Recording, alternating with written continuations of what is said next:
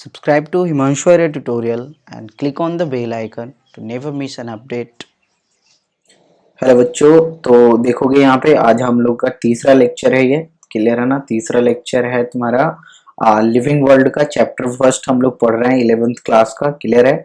और ये आज तीसरा लेक्चर और साथ साथ इस फर्स्ट चैप्टर का लास्ट लेक्चर है जिसमें हम लोग टेक्सोनॉमिक कैटेगरीज और साथ ही साथ टेक्सोनॉमिकल एड्स वगैरह देखेंगे यहाँ पे। क्लियर है ना। जैसे कि मोनोग्राफ देखेंगे, की देखेंगे, बोटेनिकल गार्डन्स देखेंगे। क्लियर है ना। जूलॉजिकल पार्क्स देखेंगे, इन सब चीजों को देखेंगे। ओके, तो शुरू करते हैं यहाँ पे। तो अब देखोगे यहाँ पे टैक्सोनॉमिक कैटेगरीज क्या होते हैं। टैक्सोनॉमिक कैटेगरीज समझोगे यहाँ पे कि ये बेसिकली क्लासिफिकेशन के अंदर इंक्लूडेड है। समझना यहाँ पे क्लासिफिकेशन के बारे में क्या बोल रहा है कि it is not a single step process. ये कोई सिंगल स्टेप प्रोसेस नहीं है कि हम कोई ऑर्गेनिज्म मिला और हमने उसे क्या किया तो क्लासिफाई कर दिया। क्लियर है ना। But it involves A hierarchy of steps. यहाँ पे क्या इन्वॉल्व कर रहा है तो ये हिरार्ची ऑफ स्टेप्स इन्वॉल्व कर रहा है। अब इसका मतलब समझोगे, ये हिरार्ची ऑफ स्टेप्स का मतलब क्या हुआ, number of steps in a sequential manner. एक स्टेप वाइज सीरीज में डिफरेंट स्टेप्स ये बेसिकली इंक्लूड करेगा मतलब कि classification in which each step represent a rank और कैटेगरी। जिसमें क्या है कि हर स्टेप क्या करेगा, रिप्रेजेंट करेगा एक रैंक को या फिर एक कैटेगरी को। क्लियर है ना। Since the category is a part of overall taxonomic arrangement. और कैटेगरी क्या होगा तो पूरे जो अरेंजमेंट होगी ना, जो अलग अलग स्टेप में जो अरेंजमेंट करेंगे हम, उसका ये क्या होगा, एक पार्ट होगा बेसिकली। क्लियर है ना। तो इसीलिए इसको क्या बोलेंगे हम, टैक्सोनॉमिक कैटेगरी बोलेंगे। तो टैक्सोनॉमिक कैटेगरी किसे बोल रहा है, रैंक या कैटेगरी या टैक्सॉन सब उसी को बेसिकली बोल रहे हैं यहाँ पर taxonomic category. And all categories together constitute the taxonomic hierarchy. और जितने भी यहाँ पे कैटेगरीज हैं, जितने भी यहाँ पे रैंक है या जितने भी कैटेगरीज हैं या जिन्हें टैक्सॉन भी बोलेंगे आगे जाकर, उन्हीं को हम एक साथ क्या बोलेंगे, जब सीक्वेंस में उसे हम अरेंज करेंगे ना तो उसे को टैक्सोनॉमिक हिरार्ची बोलेंगे। Okay. Each category refers to as a unit of classification। जहां पे यूनिट ऑफ क्लासिफिकेशन क्या होगा तो हर कैटेगरी को हम यूनिट ऑफ क्लासिफिकेशन बोलेंगे। क्लियर है ना। तो यूनिट ऑफ क्लासिफिकेशन में क्या आ जाएगा, हर कैटेगरी आ जाएगा या जिसे टैक्सॉन बोलेंगे। In fact represents a rank and is commonly termed as taxon. Taxon जिसका प्लूरल होगा टैक्सा। क्लियर है ना। अब यहाँ पे देखो हमारे पास कौन कौन से टैक्सोनॉमिक कैटेगरी पढ़ने को है वो समझोगे। तो यहाँ पे समझोगे basically taxonomic categories and hierarchy can be illustrated bye an example. एक एग्जांपल से इसे समझाया गया है। क्लियर है ना। Insect represent a group of organism. Insect जो है वो एक ऑर्गेनिज्म ग्रुप ऑफ ऑर्गेनिज्म को रिप्रेजेंट कर रहा है, क्योंकि इंसेक्ट में बहुत सारे इंसेक्ट आ जाएंगे ना। Sharing A common feature like 3 pairs of jointed legs. तो लगभग इंसेक्ट्स में क्या होते हैं, 3 पेयर्स ऑफ जॉइंटेड लेग्स होते हैं। क्लियर है ना। और इंसेक्ट्स तुम्हारा पता है बेसिकली आर्थ्रोपोडा में आता है, तुमने 9th में पढ़ा होगा, डाइवर्सिटी तो पता होगा। It means insect are recognisable concrete objects which can be classified and thus were given a rank और कैटेगरी। तो इसे एक रैंक या कैटेगरी दिया गया इस पर्टिकुलर इंसेक्ट बर्ड को। Okay. Can you name other such group of organism. तो और भी ग्रुप हो सकते हैं, जैसे फीसेस हो सकते हैं। क्लियर है ना। तो वो भी एक कैटेगरी ही होगा। Remember group represent category. तो यहाँ पे हर एक जो ग्रुप है वही क्या रिप्रेजेंट कर रहा है, कैटेगरी या फिर टैक्सॉन रिप्रेजेंट कर रहा है, जिसका प्लूरल होता है taxa. Category further denotes rank. Each rank or taxon in fact represent a unit of classification। इसे याद रखोगे, each rank or taxon in fact represents a unit of classification। Okay, these taxonomic groups or categories are distinct biological entities and not merely morphological aggregates। यहाँ पे समझना क्या है कि जब हम टैक्सॉन पढ़ेंगे तो उसमें सिर्फ एक ही ऐसा टैक्सॉन होगा जिसका फिजिकल एग्जिस्टेंस होगा, जिसमें कि मॉर्फोलॉजिकल फिजियोलॉजिकल चीजों को पढ़ेंगे हम। ओके। उसके कैरेक्टर्स को, बाकी सारे क्या होंगे, बस उसके ग्रुपिंग होते चले जाएंगे। क्लियर है ना। तो यहाँ पे ये सभी क्या होंगे, तो इनमें यहाँ पे देखो सिंपल सा क्या लिखा है, these categories are distinct biological entities. ये अलग ही एंटिटीज होंगे and not merely morphological aggregates. सिर्फ मॉर्फोलॉजिकल एग्रीगेट्स इसमें नहीं आएंगे। अब यहाँ पे समझना taxonomical studies of all known organism have led to the development of common categories such as kingdom. तो यहाँ पे जो सबसे बड़ा कैटेगरी बनता है ना वो तुम्हारा बनता है किंगडम, क्लियर है। उसके बाद फिर फाइलम या डिवीजन, प्लांट फाइलम एनिमल के लिए, डिवीजन प्लांट के लिए, then class, then order, then family, then genus and then species. इसे ना सीक्वेंस में याद करना काफी जरूरी होता है क्योंकि यहाँ से क्वेश्चंस बनते हैं और सीक्वेंस में याद करना आसान भी होता है। देखो कैसे, इसके लिए मैं एक ट्रिक बतला रहा हूं तुम्हें, वो ट्रिक याद रखना बस। And the trick is keep pots clean और फैमिली गेट्स सिक। ओके, और अलग अलग ट्रिक भी तुम्हें देखने को मिल जाएगा अलग अलग जगह पे।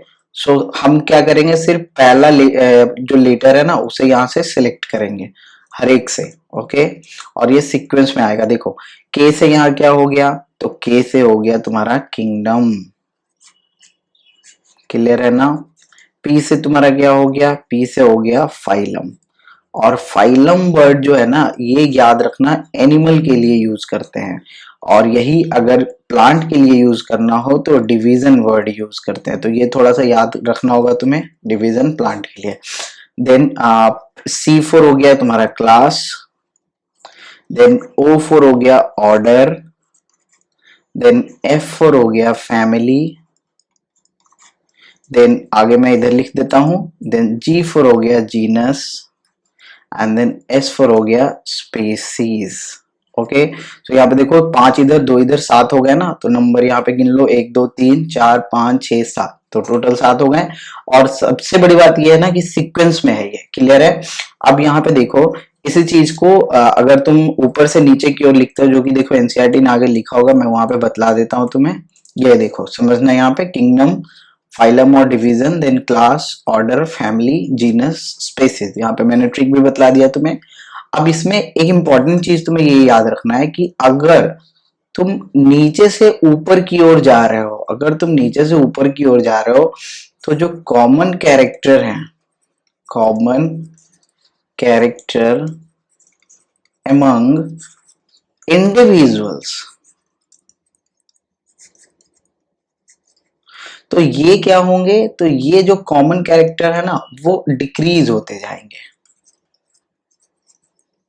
ओके, बट जो नंबर ऑफ इंडिविजुअल है ना वो बढ़ता चला जाएगा, क्लियर है।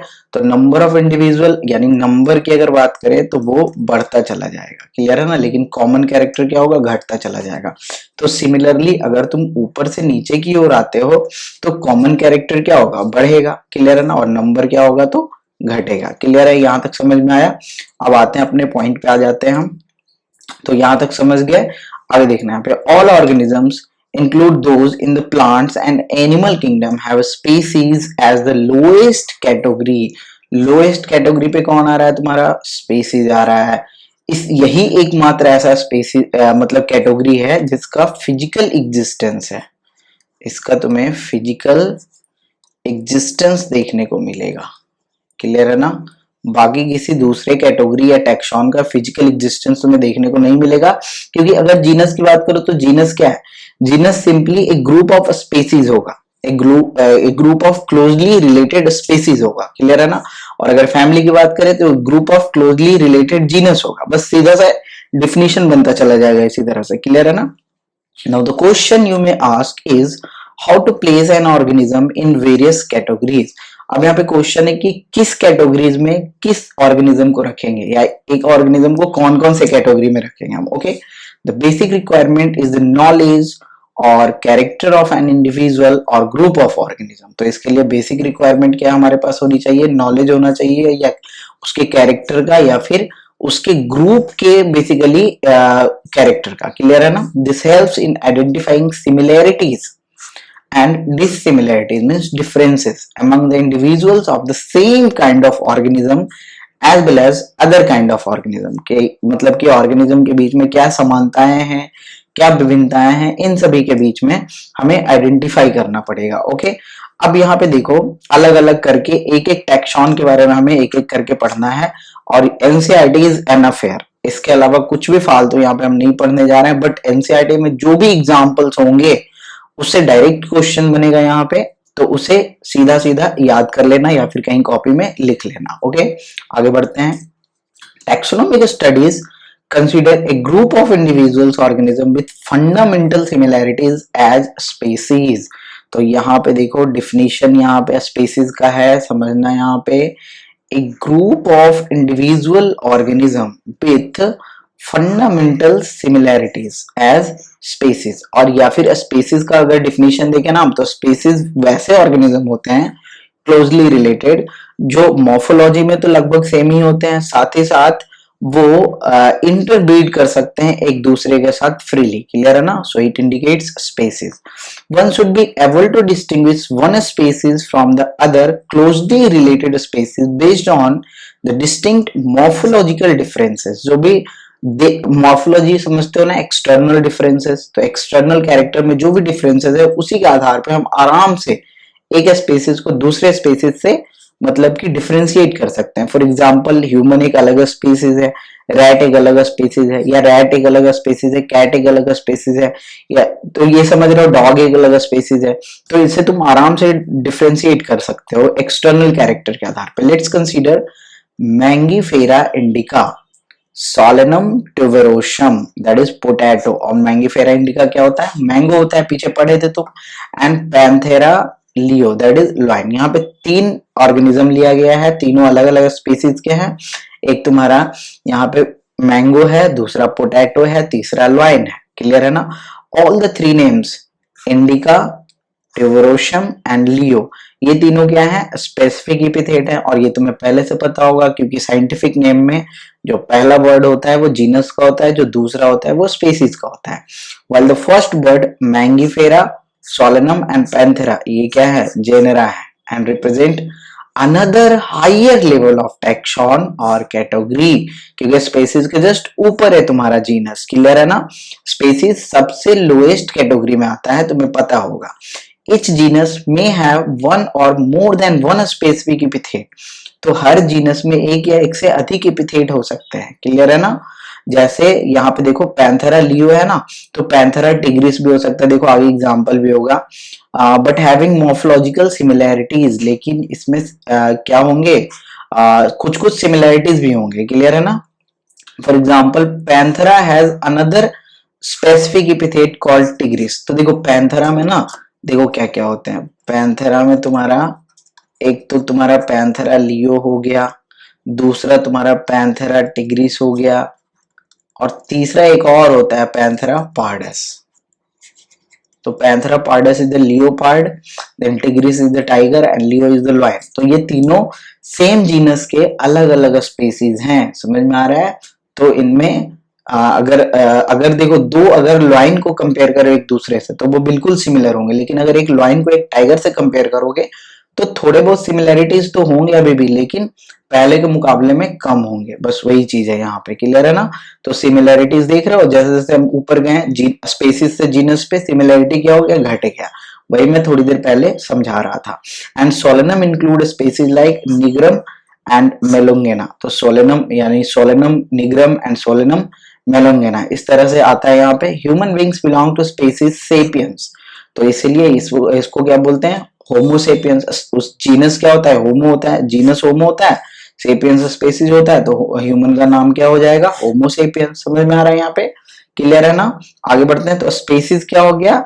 स्पीसीज तुम्हारा यूनिट हो गया बेसिकली यहाँ पे हिरार्ची का। ओके, यानी जो सबसे बेस पे प्रेजेंट है ना, लोएस्ट यूनिट हो गया तुम्हारा मतलब स्पीसीज हिरार्ची में। क्लियर है ना? और इसके ऊपर जाते हैं तो जीनस होता है। क्लियर है ना? और भी ऊपर क्या क्या होता है मैंने बतला दिया था, तो मैं ट्रिक भी बतला दिया याद करने के लिए। आगे बढ़ते हैं। अब देखेंगे यहाँ पे कि जीनस क्या होता है। सो जीनस जस्ट ऊपर है स्पीसीज के। Genus comprises a group of related species which has more characters in common in comparison to species of other genera। यानी दूसरे जीनरा की कंपैरिजन में यहाँ पे सिमिलैरिटी क्या होगा? ज्यादा होगा, यानी कॉमन कैरेक्टर क्या होंगे? ज्यादा होंगे। We can say that genera are aggregates of closely related species. देखो यहाँ पे ये भी हम बोल सकते हैं ना कि जेनेरा क्या है, एग्रीगेट्स हैं क्लोजली रिलेटेड स्पीसीज का। क्लियर है ना, क्योंकि क्लोजली रिलेटेड स्पीसीज जो होंगे उन्हीं को एक साथ मिला दिया गया है तो ये जेनेरा बन गया है। जैसे अभी देखे थे ना पैंथरा, पैंथरा एक ऐसा जेनेरा था जिसमें 3 अलग अलग स्पीसीज जो कि क्लोजली रिलेटेड थे, टाइगर, लॉयन और लियोपार्ड एक ही जैसे लगभग लगते हैं। क्लियर है ना, तो क्लोजली रिलेटेड है, उन्हें एक जीनस में रखा गया। For example potato and brinjal are 2 different species, ये दोनों अलग अलग स्पीसीज है लेकिन सेम जीनस से बिलोंग करते हैं, सोलेनम। सो यहाँ पे समझ गए, सोलेनम मोलेंगोला एंड सोलेनम ट्यूबरोसम, ये तुम्हारा ब्रिंजल एंड पोटैटो होता है। आगे बढ़ते हैं, लॉयन का हो जैसे पैंथेरा लियो, लियोपार्ड का देखो पैंथेरा पार्डस एंड टाइगर का देखो पैंथेरा टिग्रिस। समझ में आ रहा है ना, विथ सेवरल कॉमन फीचर्स, यहाँ पे बहुत सारे कॉमन फीचर्स हैं। Are all species of genus Panthera, ये सारे क्या हैं, तो ये सारे जो भी तुम्हारे टिग्रिस, पार्डस, लियो है, ये सारे अलग अलग स्पीसीज हैं सेम ही जीनस के, and the genus is Panthera. This genus differ from another genus Felis.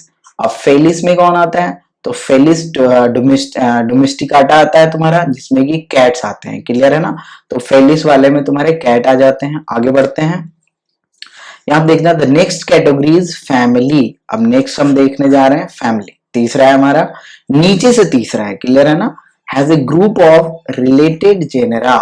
इसके पास क्या होता है, तो रिलेटेड जीनस के ग्रुप होते हैं। क्लियर है ना, with still less number of similarities as compare to genus and species. देखो ध्यान से, मैं नाम लोग ऊपर जा रहा है ना नीचे से, तो सिमिलैरिटीज क्या हो रहा है, घटते जा रहा है। तो यहाँ पे देखो कितना अच्छा लाइन लिखा है, with less number of similarities as compare to genus and species. Species में सिमिलैरिटी सबसे ज्यादा, जीनस में उससे कम, फैमिली में आ गए तो और भी कम। Families are characterized on the basis of both vegetative and reproductive features of plant species. तो ये प्लांट स्पीसीज के वेजिटेटिव, रिप्रोडक्टिव दोनों ही फीचर्स पे बेसिकली कैरेक्टराइज किए जाते हैं। Among plants for example 3 different genera, 3 different genera है, कौन कौन, solanum, petunia and datura are placed in the family solanaceae. ये तुम्हें याद रखना है, जैसे भी करके तुम याद रखो। क्लियर है ना, यहां से डायरेक्ट क्वेश्चन बनेंगे। Solanum, Petunia and Datura are placed in the family Solanaceae. Among animals, for example, genus Panthera, comprising lion, tiger, leopard, is put along with genus Felis. Felis एक अलग जीनस था ना cat वाला। Clear है ना, तो यहाँ पे सेम फैमिली में आ गया, और वो फैमिली क्या है, तो फेलिडी। तो फेलिडी में तुम्हारा पैंथेरा वाला भी सारा का सारा आ गया और फेलिस वाला भी सारा का सारा आ गया। समझ में आ रहा है। Similarly if you observe the feature of a cat and a dog you will find some similarities. अब यहाँ पे अगर कैट और डॉग को अगर देखो तो अभी भी कुछ सिमिलैरिटीज मिलेंगे। क्लियर है ना, and some differences as well, और कुछ डिफरेंसेस भी मिलेंगे, because they are separated into 2 different families. अब यहाँ पे ये दोनों अलग अलग फैमिली के हैं। फैलिडी वाला तुम्हारा एक तो हो गया कैट, क्लियर है ना, और एक तुम्हारा कैनेडी वाला होता है, दैट इज डॉग। तो felidae and canidae respectively, cat and dog. Okay, तो फैलिडी वाला कैट हो गया, कैनेडी वाला डॉग हो गया। तो ये दोनों का अभी भी अलग फैमिली है। लेकिन देखो अब फैमिली अलग है, लेकिन फैमिली के जस्ट ऊपर जाओगे ना तो जो ऑर्डर है, ऑर्डर सेम हो जाएगा। देखना अभी तुम्हें यहाँ पे कार्निवोरा मिलेगा। देखो यहीं पे पढ़ लो तुम, Carnivora includes families like felidae and Kennedy. समझ में आ रहा है। तो फेलिडी में तुम्हारे कौन कौन आ गए थे, तो फेलिडी में तुम्हारा कैट आ गया था ना, और कैनेडी में तुम्हारा कौन आ गया था, डॉग आ गया था ना। क्लियर है ना, लेकिन फेलिडी में तुम्हारे पैंथेरा वाले भी तो आ गए थे ना। क्लियर है ना, तो यहाँ पे देखो, और कैट वाले को हमने यहाँ पे क्या बोला था, ये देखो यहाँ पे फेलिस बोला था। क्लियर है ना, तो यहाँ पे कैट ना लिखकर फेलिस लिख देता हूं मैं। ओके, क्लियर है। तो फेलिस और पैंथेरा दोनों वाले यहाँ पे आ गए हैं। क्लियर है ना, तो यहाँ पे समझ सकते हो। आगे बढ़ते हैं, तो यहाँ ये पैंथेरा वाले जितने भी ग्रुप थे तुम्हारे, क्लियर है ना, वो सारे के सारे तुम्हारे यहाँ पे फेलिस में ही आ गए थे बेसिकली, फेलिस में तुम्हारे पैंथेरा आ गए थे, प्लस फेलिस में ही सारे आ गए थे ना, पैंथेरा आ गए थे प्लस तुम्हारे कैट वाले भी आ गए थे, क्लियर है ना, इस तरह से। ओके, तो यहां तक समझे। और कैनेडी में तुम्हारे डॉग, और इन सभी का मिला के एक नया ऑर्डर बना, that is called Carnivora. Clear है, आगे बढ़ते हैं यहाँ पे। तो you have seen earlier that categories like species, genus and families are based on a number of similar character. तो बहुत सारे सिमिलर कैरेक्टर पे बेस्ड होते हैं generally. Order and other higher taxonomic category, order के बाद जो भी पढ़ेंगे अभी, क्लियर है ना, are identified based on the aggregates of character. तो पीछे वाले के जो एग्रीगेट्स बनेंगे ना, वही आगे की ओर मतलब कि नया टेक्सॉन बनाएगा। Order being a higher category is the assemblies, यहाँ पे समझना, order being a higher category is the assemblies of families which exhibit a few similar character. देखो सिमिलर कैरेक्टर होंगे लेकिन अब बहुत कम होगा, क्योंकि अब हम लोग काफी ऊपर जा चुके हैं, क्लियर है ना, लगभग चौथे में जा चुके हैं हम लोग, क्लियर है। देखो हमने सबसे पहले स्पेसीज देखा, देन जीनस देखा, देन फैमिली देखा, देन ऑर्डर देख रहे हैं, तो हम लोग काफी ऊपर जा चुके हैं। तो यहाँ पे सिमिलैरिटीज काफी कम गए होंगे। The similar character are less in number as compare to different genera including a family. Plant family like convolvulaceae, solanaceae are included in the order polemoniales. ये याद रखना होगा तुम्हें, क्लियर है ना। इसे मैं दूसरे कलर से मार्क कर देता हूं, यहाँ पे जरूरी याद रखना ये। तो यहाँ पे क्या था, convolvulaceae and solanaceae are included in the order polemoniales mainly based on the floral character. ये फ्लोरल कैरेक्टर के आधार पे एनिमल ऑर्डर कार्निवोरा। और कार्निवोरा में कौन कौन से आते हैं, तो families like felidae and canidae. और फेलिडी में क्या क्या आ जाते हैं, तो फेलिडी में तुम्हारे चलो मैं यहाँ पे पूरा ही लिख देता हूँ एक बार, इसे काट के बस ऑर्गेनिज्म का नाम लिख देता हूँ, क्लियर है ना। तो यहाँ पे देखो तुम्हारे कौन कौन से आ जाते हैं। यहाँ पे तुम्हारा एक तो कैट आ जाता है, दूसरा तुम्हारा लॉइन आ जाता है, तीसरा तुम्हारा टाइगर आ जाता है, और चौथा तुम्हारा लियोपार्ड आ जाता है, क्लियर है ना। और एक तुम्हारा कैनेडी में डॉग भी आ जाता है, और ये सारे के सारे सेम ही ऑर्डर में आ जाते हैं, दैट इज कार्निवोरा। अब तो समझ में आ गया होगा, आगे बढ़ते हैं। Then the next higher category is class.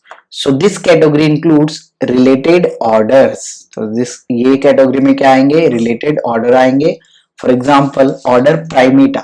Primata की अगर बात करें तो इसमें क्या आते हैं, मंकी आते हैं, गोरिल्ला आते हैं, गिब्बन आते हैं। इस प्लेस्ड इन क्लास मैमेलिया, तो इसे मैमेलिया के क्लास में रखा जाता है along with ऑर्डर कार्निवोरा। और साथ ही साथ इसमें कार्निवोरा को भी रखा जाता है, that includes animals like tiger, cat, dog. अभी तो पढ़े थे ना कार्निवोरा, टाइगर, लियोपार्ड, तुम्हारा हो गया, लॉइन हो गया, कैट हो गया, डॉग हो गया, सारे के सारे। और साथ ही साथ मंकी, गोरिल्ला, गिब्बन, ये सारे के सारे सेम क्लास में आ जाते हैं, that is called Mammalia. Mammalia पढ़ेंगे हम आगे जाके। Class Mammalia has other orders also. और क्लास मैमल के पास फिर अलग अलग ऑर्डर भी होते हैं, वो बाद में पढ़ लेना तुम। Then the next is phylum. So classes comprises animals like fishes, amphibians, reptiles, birds along with mammals constitute the next higher category called phylum। ये तुम्हारा एनिमल की बात की जा रही है, और यही अगर प्लांट की बात करते तो डिवीजन होता। All this based on the common feature like presence of notochord. ये नोटोकॉर्ड के प्रेजेंस पे आ गया है basically character. And dorsal hollow neural system, पढ़ेंगे इसके बारे में जब हम बायोलॉजिकल क्लासिफिकेशन पढ़ेंगे, क्लियर है। Are included in phylum chordata. तो ये सभी किस में आते हैं, तो एक ही फाइलम में आते हैं, दैट इज कॉल्ड कॉर्डेटा। तो इस कॉर्डेटा में ये सारे आ जाते हैं तुम्हारे जो ऊपर में लिखा गया है क्लास। कौन कौन से क्लास, तो animal, fishes, amphibians, reptilians, birds and mammals, ये सारे क्लास किसके आ जाते हैं, कॉर्डेटा में आ जाते हैं।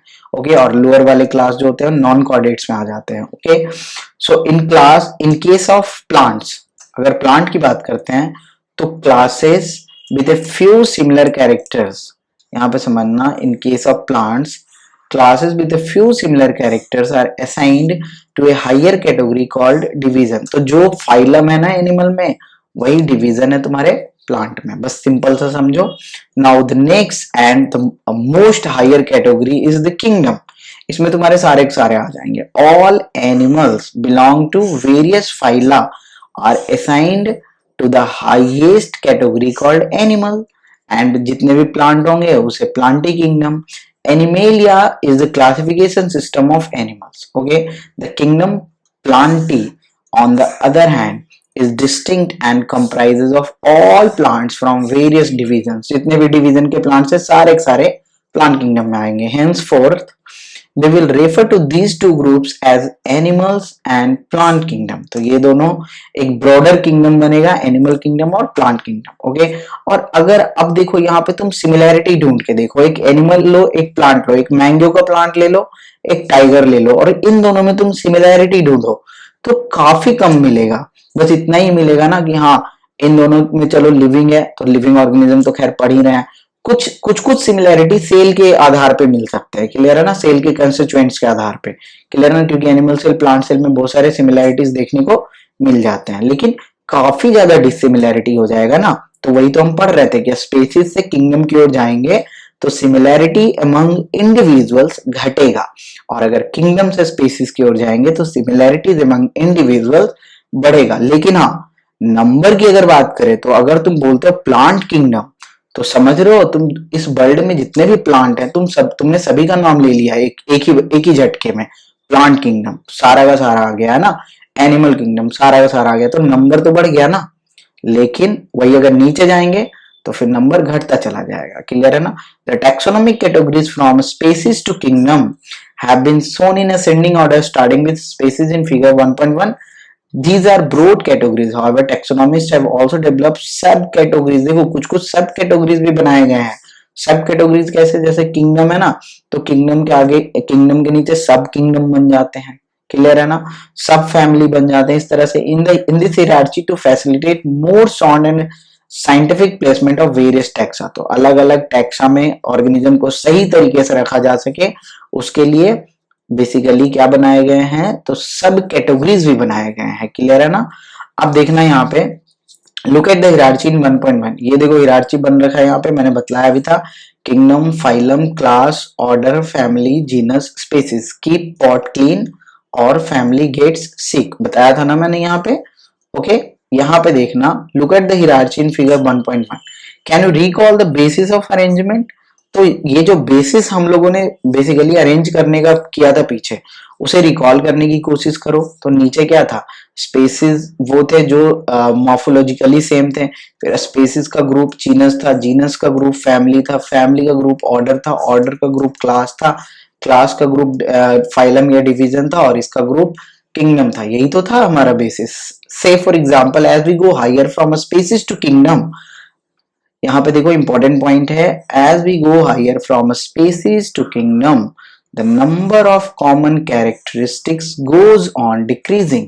क्लियर है ना, lower the taxa more the characteristics that the member within the taxon share, higher the category greater the difficulty of determining the relationship to other taxa at the same level. ऊपर जैसे जाओगे तो difficulty feel करना शुरू कर दोगे दोनों के बीच में रिलेशनशिप स्टेब्लिश करने का, hence the problem of classification become more complex. जैसे जैसे ऊपर जाओगे वैसे वैसे। ओके, अब यहाँ पे देखो कुछ सफिक्स यूज किए जाते हैं टैक्सॉन में, स्पेशली प्लांट्स में, ये बस याद करना है तुम्हें। क्लियर है ना। डिवीजन के लिए फाइटा यूज करते हैं, जैसे ब्रायोफाइटा, थैलोफाइटा, ये सब होता है। क्लास के लिए ऑप्सिडा या फाइसी या ए यूज करते हैं। सफिक्स तो समझते हो ना, जो वर्ड के बाद में लगता हो। ऑर्डर के लिए एल्स यूज करते हैं, देन फैमिली के लिए एसी, जैसे पोएसी, सोल्वनेसी, ये सब यूज करते हैं। Okay, there is no suffix for genus, species and kingdom. इसे याद रखना, जीनस, स्पेसीज और किंगडम के लिए कोई भी सफिक्स यहाँ पे नहीं होता है। क्लियर है ना, तो यहां तक समझ गए। अब यहाँ पे देखो एक टेबल दिया गया है 1.1 में, जिसमें कि मैन, हॉर्स फ्लाई, मैंगो और व्हीट, इसका पूरा टैक्सोनॉमिक अरेंजमेंट यहाँ पे दिखाया गया है। तो बायोलॉजिकल नेम देखो क्या है, होमोसेपियंस। इसमें देखो होमो क्या हो गया तुम्हारा, जीनस हो गया ना, होमो जीनस हो गया, और सेपियंस क्या हो गया तुम्हारा, स्पेसीज हो गया। क्लियर है ना। किस फैमिली से बिलोंग कर रहा है, तो होमोनिडी से। ऑर्डर क्या है, प्राइमेटा। क्लास क्या है, मेमेलिया। और इसमें डिवीजन आ जाएगा ना, क्योंकि फाइलम आता है तुम्हारा प्लांट में, तो डिवीजन है कॉर्डेटा। देन हॉर्स फ्लाई का देखो, मस्का डोमेस्टिका, डोमेस्टिका। तो यहाँ पे डोमेस्टिका क्या हो गया, स्पीसीज। मस्का हो गया फाइलम। देन मस्किडी फैमिली हो गया। डिप्टेरा ऑर्डर हो गया। इंसेक्टा क्लास हो गया। और अर्थ्रोपोडा डिवीजन हो गया। देन मैंगो की बात करते हैं, मैंगीफेरा इंडिका। तो इंडिका स्पीसीज हो गया, मैंगीफेरा जीनस हो गया। देन एरेक्टिडेसी डिसीज तुम्हारा फैमिली हो गया। देन सेपेंडल्स तुम्हारा ऑर्डर हो गया। देन डाइकोटाइलिडोनी क्लास हो गया। और एंजियोस्पर्मी तुम्हारा यहाँ पे फाइलम हो गया। समझ में आ रहा है। Then triticum aestivum, that is wheat का साइंटिफिक नेम है। एस्टिबम स्पीसीज हो गया। ट्रिटिकम तुम्हारा जीनस हो गया। Poaceae family.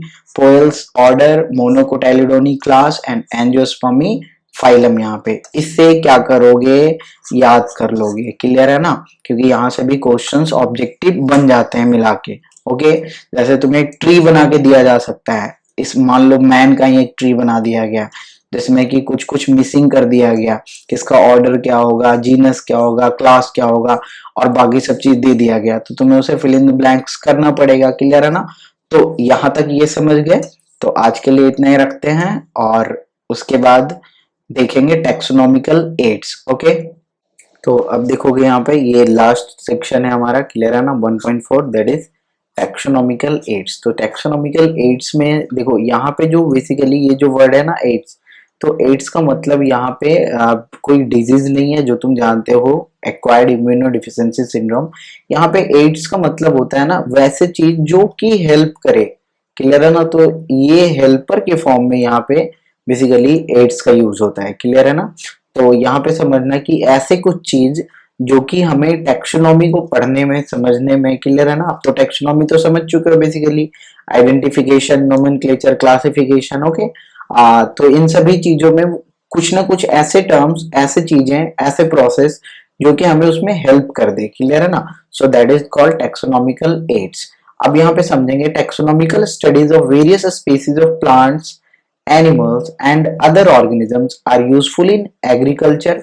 एग्रीकल्चर में यूजफुल होता है, फॉरेस्ट्री, इंडस्ट्री, एंड साथ ही साथ in general knowing our bio resources and their diversity. Okay, so इन सभी चीजों को जानने में, क्लियर है ना, इनके बारे में इंफॉर्मेशन कलेक्ट करने में टेक्सोनॉमिकल स्टडीज जरूरी होता है यहाँ पे। क्योंकि इससे फायदा क्या होगा कि तुम किसी ऑर्गेनिज्म के बारे में जब डिटेल्ड स्टडी करोगे, तभी तो उनसे जो भी चीजें हमें इकोनॉमिक जो उसका इंपॉर्टेंस है, या किसी दूसरे के साथ उसका जो इंटर रिलेशन है, इन सब चीजों को समझ पाओगे। Okay, these studies would require correct classification. बिल्कुल, टैक्सोनॉमी में समझते हो, सबसे पहले तो classification, sorry identification, then nomenclature, then classification, सब कुछ चाहिए। तो करेक्ट क्लासिफिकेशन यहाँ पे हमें करना होगा। क्लियर है ना, सिर्फ क्लासिफिकेशन नहीं बल्कि करेक्ट क्लासिफिकेशन, कि कौन से ग्रुप में कौन सा ऑर्गेनिज्म रहेगा, और कौन सा ऑर्गेनिज्म किस ऑर्गेनिज्म से किस हद तक रिलेटेड है, किस हद तक सिमिलर है या डिसिमिलर है। एंड साथ ही साथ identification of organism. Okay, identification of organism require intensive laboratory and field studies. ये समझोगे कि आइडेंटिफिकेशन के बारे में क्या बोल रहा है। तो आइडेंटिफिकेशन क्या रिक्वायर करेगा, इंटेंसिव लेबोरेटरी एंड साथ साथ फील्ड स्टडी। लेबोरेटरी में उसे पढ़ना होगा हमें उस पर्टिकुलर ऑर्गेनिज्म को, अगर उसके सेल स्ट्रक्चर को देखना हो या फिर इंटरनल स्ट्रक्चर को देखना हो। साथ साथ फील्ड स्टडीज, यानी कि फील्ड में जो स्टडी कर रहे हैं हम, यानी बाहर में बेसिकली। क्लियर है ना, दूसरे ऑर्गेनिज्म से कंपेयर करके। The collection of actual specimen. यहाँ पे देखो स्पेसिमेन क्या होता है। स्पेसिमेन मीन्स बेसिकली कोई पार्ट्स हो सकता है किसी प्लांट का, क्लियर है ना, या एनिमल का, जो कि प्रिजर्व करके रखते हैं हम, ताकि हम उसके बारे में बाद में भी पढ़ सकें एक्चुअली। क्लियर है ना। तो actual specimen of plant and animal species is essential and is the prime source of taxonomic studies. और यही प्राइम सोर्स, मेन सोर्स होता है टेक्सोनॉमी को स्टडी करने का। These are also fundamental to studies and essential for training in systematics. ये basically तुम्हारे जरूरी भी होते हैं सिस्टमेटिक्स के ट्रेनिंग में। It is also use for classification of an organism, और साथ ही साथ किसी भी ऑर्गेनिज्म के क्लासिफिकेशन में भी इसका यूज किया जाता है। देखो कैसे यूज किया जाता है ना, समझना। पहले इसमें क्या क्या आएगा उसे एक बार समझ लो, उसके बाद खुद ब खुद समझ में आ जाएगा कि हाँ ये इस तरह से हेल्प करेगा, क्योंकि इसमें ऐसे ऐसे चीज आएंगे ना जो कि तुम्हें प्रीवियस इंफॉर्मेशन देगा किसी ऑर्गेनिज्म के बारे में। तो अगर मान के चलो तुम्हें एक नया ऑर्गेनिज्म मिला, मान के चलो एक ऑर्गेनिज्म मिला ए, तो तुम्हें पहले तो पता कैसे चलेगा कि ये नया है कि पुराना है? क्या ये पुराना ही तो नहीं है, मॉडिफाइड वर्जन में थोड़ा सा चेंज हो गया हो? क्लियर है ना कि नया स्पीसीज है, ये तुम्हें पता करना होगा। क्लियर है ना कि ये न्यू स्पीसीज है कि नहीं? तो तुम क्या करोगे, पुराने जो तुम्हारे पास कलेक्टेड सोर्सेज हैं उससे तुम कंपेयर करोगे ना इसे। क्लियर है? तो ये कंपेयर दो बेसिस पे होगा, एक तो लेबोरेटरी बेसिस पे, दूसरा फील्ड बेसिस पे। इन सभी चीजों से तुम जब फाइनली कंपेयर करोगे तो तुम्हें अगर पता चलेगा कि ये एक नया स्पीसीज है, तो तुम्हारा एक आइडेंटिफिकेशन हो गया ना प्रॉपर।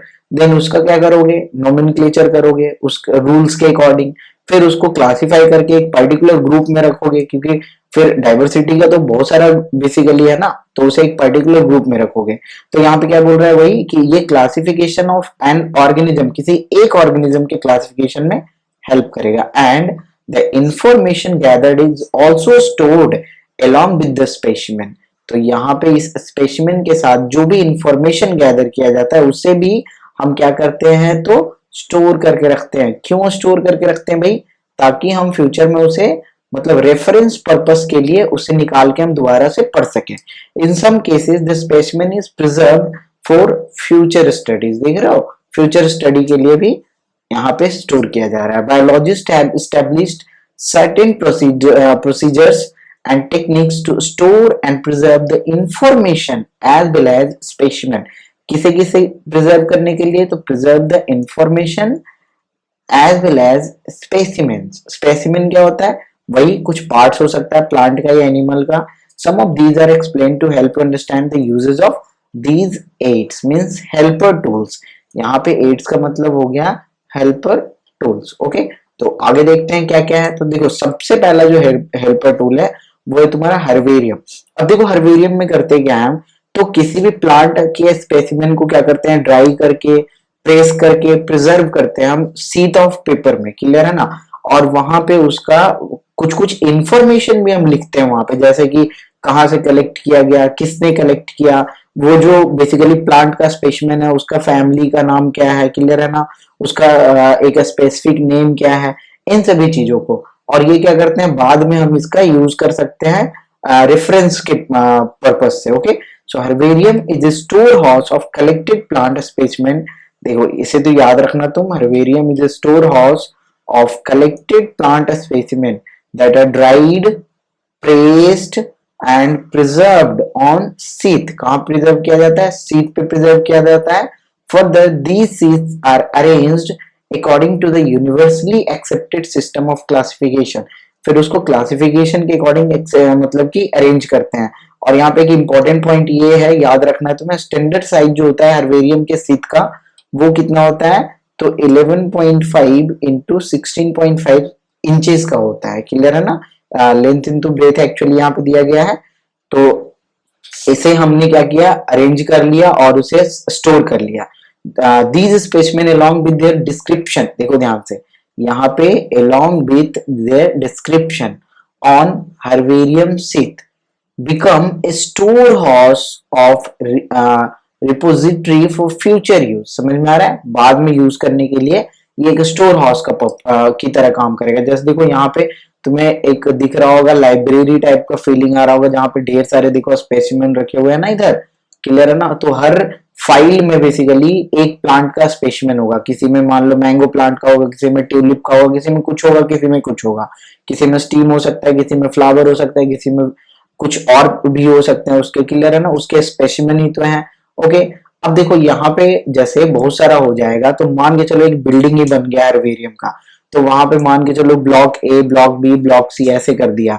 फिर हम ए ब्लॉक में गए तो वहां पे फिर हमने सेक्शन बना दिया ए बी सी डी। फिर ए के अंदर गए तो 1 2 3 4। तो अगर मान लो कि किसी को देखना है मैंगो प्लांट के स्टीम के बारे में देखना है, तो उसे अगर मैं बोल दूं कि इसका जो स्पेसिमेन पड़ा हुआ है वो पड़ा हुआ है सेकेंड A3, तो यहां से तुम जा सकते हो ना सेकेंड फ्लोर ए ब्लॉक, उसके बाद थर्ड नंबर में, तो वहां से तुम्हें सारा इंफॉर्मेशन मिल जाएगा ना उस हर्बेरियम शीट से।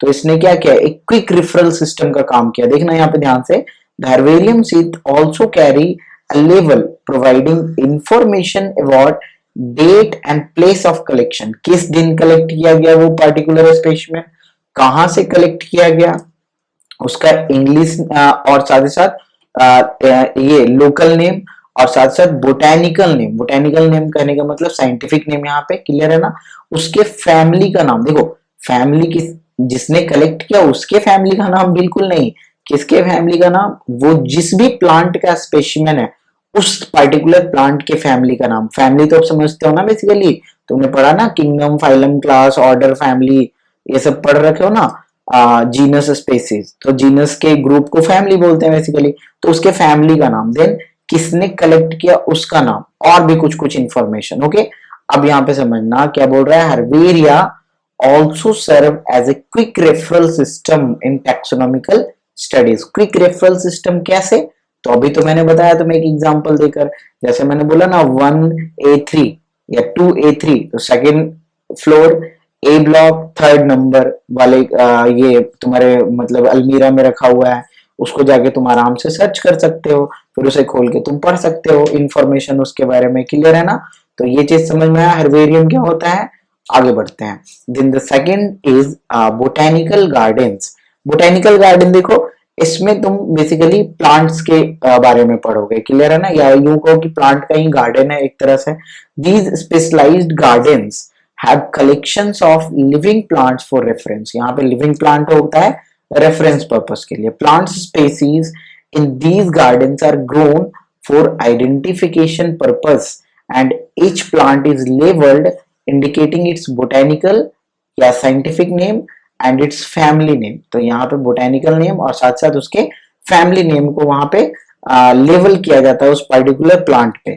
द फेमस बोटेनिकल गार्डन कहाँ पे प्रेजेंट है, तो वर्ल्ड में अगर देखो तो क्यूब में प्रेजेंट है, इंग्लैंड में, ओके।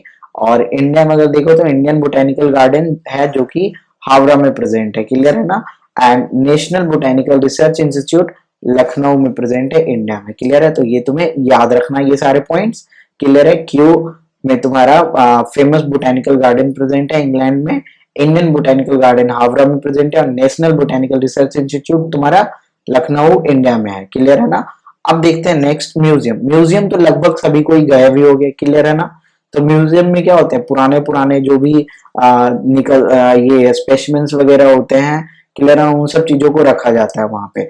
बायोलॉजिकल म्यूजियम्स, तो यहाँ पे देखो एक तो नॉर्मल म्यूजियम हो गया कि जहाँ पे कुछ जैसे फॉसिल वगैरह या और भी चीजों को, या फिर कहीं मान लो घड़ा ही मिल गया, पुराने जमाने का कोई मूर्ति मिल गया, उन सब चीजों को भी रखा जाता है। सो वो अलग टाइप का है। यहाँ पे हम बात करेंगे बायोलॉजिकल म्यूजियम्स की, क्लियर है ना। और यहाँ पे हम उन्हीं सब स्पेसिमेन को रखेंगे जो कि बेसिकली हमें फिर से टैक्सोनॉमी में ही हेल्प करने वाला होगा। देखो कैसे, तो biological museums are generally set up in educational institutes. Institute बड़े बड़े इंस्टीट्यूट में सेटअप किए जाते हैं, such as schools and colleges. Museums have collections of preserved plants and animal specimen for study and reference. Clear है ना, study purpose के लिए और साथ ही साथ रेफरेंस पर्पस के लिए, okay. Specimens are preserved in the containers or jars in preservative solution। यहाँ पे कुछ सॉल्यूशन यूज किए जाते हैं, कुछ ऐसे केमिकल्स यूज किए जाते हैं जहां की वो पर्टिकुलर स्पेसिमेन खराब नहीं हो। देखो अभी तुमने हर्बेरियम पढ़ा, हर्बेरियम में सिर्फ प्लांट के स्पेसिमेन रखे जाते हैं, क्लियर है ना। और प्लांट के स्पेसिमेन रखे जाते हैं वो भी ड्राई करके, प्रेस करके एक हर्बेरियम शीट में रखा जाता है, क्लियर है ना, पेपर के शीट में, ओके। लेकिन यहाँ पे प्लांट और एनिमल दोनों के स्पेसिमेन रख सकते हो, और वो भी लिविंग टाइप के फॉर्म में, क्लियर है ना, सर्टेन केमिकल्स में उसे प्रिजर्व करके।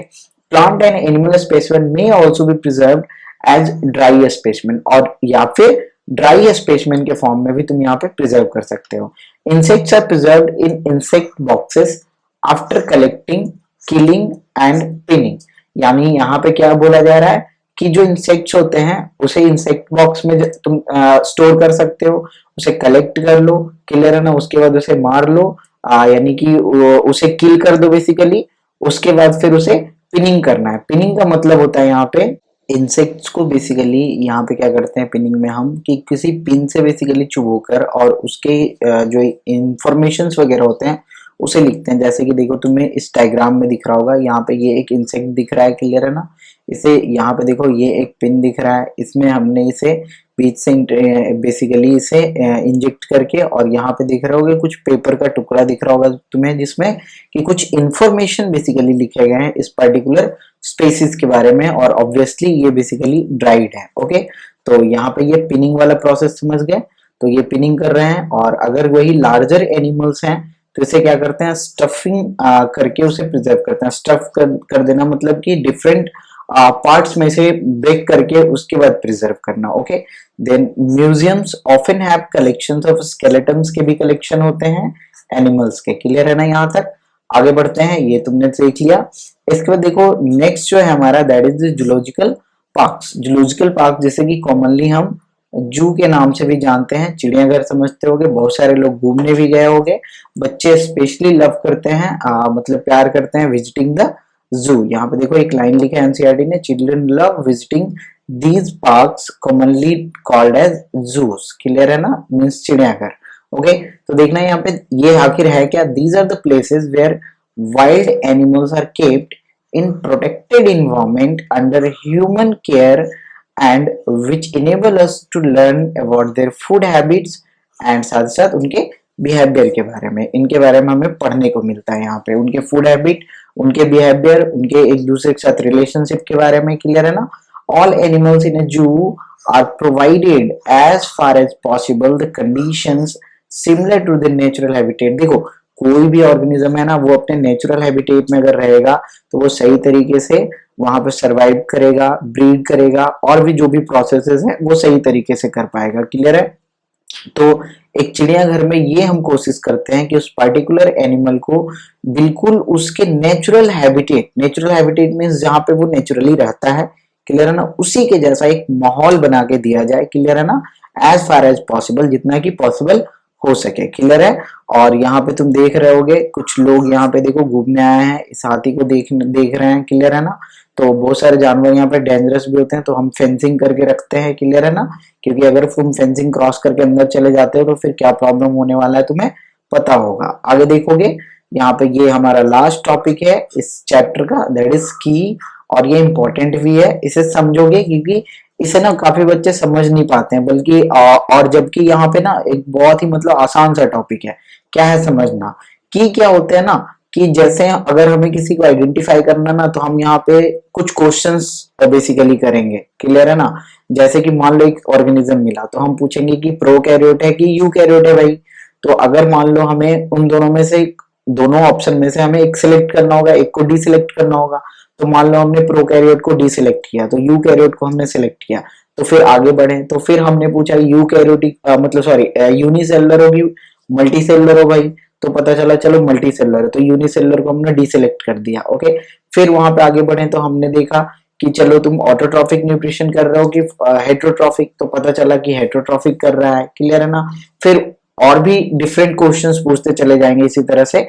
तो हर क्वेश्चन को जैसे पूछेंगे ना तो हमें एक लीड मिलेगा। क्लियर है ना? एक पॉइंट ऐसा मिलेगा जिसे हम सिलेक्ट करके आगे बढ़ेंगे। तो इसी आधार पे हम की को समझते हैं। देखना यहाँ पे, key is another taxonomical aid means वही helper tool used for identification of plants and animal based on similarities and dissimilarities। समझ गए? the key are based, ध्यान से सुनना यहाँ पे, based on contrasting characters generally in a pair called couplet। तो यहाँ पे कपलेट के फॉर्म में, कंट्रास्टिंग कैरेक्टर्स के फॉर्म में होंगे। कंट्रास्टिंग कैरेक्टर मींस जो विजिबल कैरेक्टर्स के फॉर्म में हो। क्लियर है ना? It represents the choice made between two opposite option. समझ रहे हो? दो अपोजिट ऑप्शन होगा, उसके बीच में हमें एक ऑप्शन चुनना होगा। This result in acceptance of only one and rejection of the other. समझ रहे हो? जैसा कि मैंने अभी एग्जांपल देके तुम्हें समझाया, each statement in the key is called a lead, और हर स्टेटमेंट को यहाँ पे क्या बोलोगे? लीड बोलोगे। Separate taxonomic keys are required for taxonomic different taxonomic categories like family, genus, species for identification purpose. यानी स्पीसीज लेवल पे, जीनस लेवल पे, फैमिली लेवल पे हमारा जो क्वेश्चन होगा ना वो अलग अलग होगा। यानी जो ये जो पेयर ऑफ जो कपलेट होगा ना स्टेटमेंट, ये जो स्टेटमेंट होगा बेसिकली यहाँ पे कपलेट के फॉर्म में, ये क्या होगा तो अलग अलग होगा, अलग अलग चीजों को पहचानने के लिए, अलग अलग टेक्सोनॉमिकल कैटेगरी को पहचानने के लिए। ओके, तो यहाँ पे देखो एक लाइन लिखा है एनसीईआरटी ने, keys are generally analytical in nature. Analytical क्यों?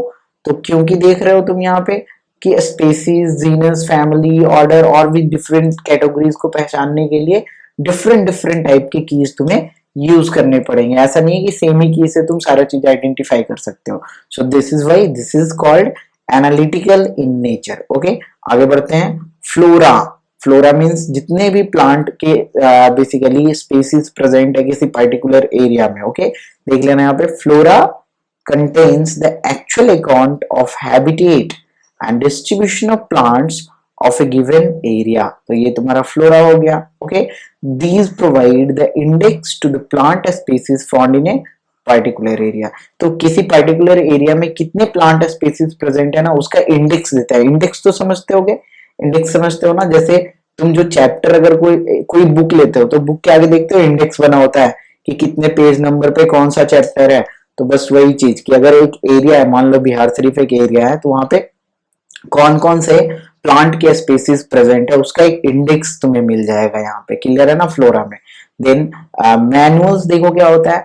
तो manuals are useful in providing information for identification of names of species found in the and area. किसी एरिया में जो भी स्पीसीज है उसके नाम को आइडेंटिफाई करने में ये कुछ इंफॉर्मेशन प्रोवाइड करता है बेसिकली। क्लियर है ना।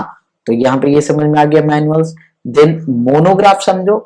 तो monograph contain information on any one taxon. ये टैक्सॉन स्पीसीज भी हो सकता है। क्लियर है ना। ये टैक्सॉन जीनस भी हो सकता है, ये टैक्सॉन फैमिली भी हो सकता है एंड सो ऑन। क्लियर है। डिफरेंट डिफरेंट टैक्सॉन तुमने पढ़े हैं, तो उनमें से कोई भी एक टैक्सॉन के बारे में कंप्लीट इंफॉर्मेशन रखता है ये मोनोग्राफ। और मैनुअल क्या है? तो मैनुअल हमें कुछ ऐसे इंफॉर्मेशन प्रोवाइड करता है जो कि हेल्प करता है हमें in identification of names of species found in an area. और फ्लोरा क्या है? तो फ्लोरा एक इंडेक्स प्रोवाइड करता है कि इस पर्टिकुलर एरिया में कौन कौन से स्पीसीज प्रेजेंट है प्लांट के। क्लियर है ना। और एक फौना भी होता है जिसमें एनिमल का होता है। तो फ्लोरा और फौना समझते होगे तुम। अब देखो यहाँ पे दिया है कैटलॉग। तो यहाँ पे कैटलॉग क्या है समझना। तो catalogue is a small booklet, एक छोटा सा बुकलेट है, डायरी की तरह समझ लो, which gives account for books, जो दूसरे बुक के बारे में बतलाता है हमें, जो कि रिलेटेड होता है बोटेनिकल टाइटल से। Full name of authors present होता है वहां पे एंड देयर पब्लिकेशन, कि उनका पब्लिकेशन कौन है, ताकि तुम वहां पे जाके उसके बारे में डिटेल में तुम पढ़ाई कर सकते हो। क्लियर है ना। और तुम ये पता कर सकते हो कि कोई स्पीसीज है तो वो नया है कि नहीं। आइडेंटिफिकेशन में भी हेल्प करता है बेसिकली। क्लियर है। क्योंकि तुम जब पढ़ाई करोगे तो तुम उससे कंपेयर करोगे ना कि हाँ ये मिल रहा है या नहीं मिल रहा है। A list that enumerates methodically all the species found in an area with brief description adding identification। तो यहाँ पे क्या है, एक ये सिंपल सा कैटलॉग क्या है, तो एक मतलब कि ब्रीफ डिस्क्रिप्शन है किसी पर्टिकुलर एरिया में पाए जाने वाले स्पीसीज के बारे में, जो कि एक तरह से हेल्प करेगा उसके आइडेंटिफिकेशन में। क्लियर है ना। और ये क्या करता है हमें, तो डिफरेंट बुक्स, उसके रिलेटेड ऑथर्स, बोटेनिकल टाइटल्स और पब्लिकेशन के बारे में बतलाता है, जिससे कि जाके हम इंफॉर्मेशन कलेक्ट कर सकते हैं। सो यहाँ पे ये हो गया तुम्हारा कैटलॉग, और इसी के साथ तुम्हारा चैप्टर खत्म हुआ। ओके, तो इसके जो एमसीक्यू होगा मैं करवा दूंगा आगे के कुछ दिनों में, और जब भी एमसीक्यू करवाने को रहूंगा मैं, तो उसके नोटिफिकेशन मैं टेलीग्राम पे डाल दूंगा। क्लियर है ना। क्योंकि एमसीक्यू एक्चुअली करवाने में मुझे क्वेश्चन पहले टाइप करना पड़ता है, और यहाँ पे मैं अकेला ही हूँ तो टाइम तो लगेगा ही, बट कोई नहीं, मैं करवा दूंगा। और जब भी करवाऊंगा उसके 1-2 दिन पहले बतला दूंगा, ताकि तुम पूरा चैप्टर रिवाइज कर लो एक बार। क्लियर है। ताकि सारे क्वेश्चन सही सही कर लो, और जो भी एमसीक्यू सेशन होगा वो लाइव होगा, इस बात को ध्यान रखना, ताकि तुम वहां पे प्रैक्टिस भी कर सकते हो साथ में। क्लियर है ना। और साथ साथ इस वीडियो को शेयर करो दोस्तों के साथ ज्यादा से ज्यादा, ताकि उन्हें भी फायदा मिल सके। ओके, और वीडियो को लाइक करते जाओ। ओके, चलो ठीक है। Okay, bye bye, take care.